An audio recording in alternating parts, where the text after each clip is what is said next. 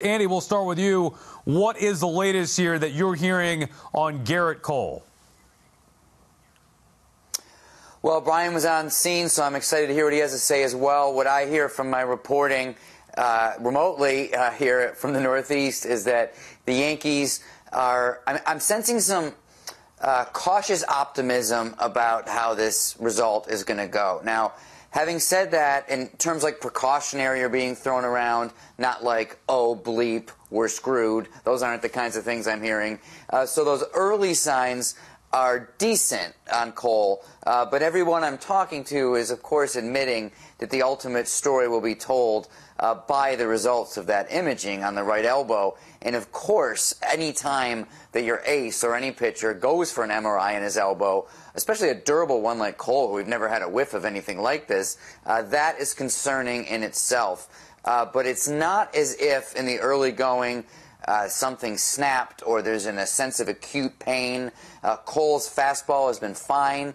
As Boone said to reporters in Clearwater, Florida today, prior to that split squad game, there really wasn't there wasn't an acute issue. It was just an issue of bouncing back between those spring training starts. So that's where the Yankees are at right now. They'll anxiously await the results. But I would say that while they're waiting, they won't be too terribly concerned that it's a worst-case scenario. But we'll see. Yeah, it's nice that they're not concerned. Everybody else, meanwhile, is. Brian, you were there with the team. What was the clubhouse like after that news came out? Yeah, well, you know, Sal, you've been around.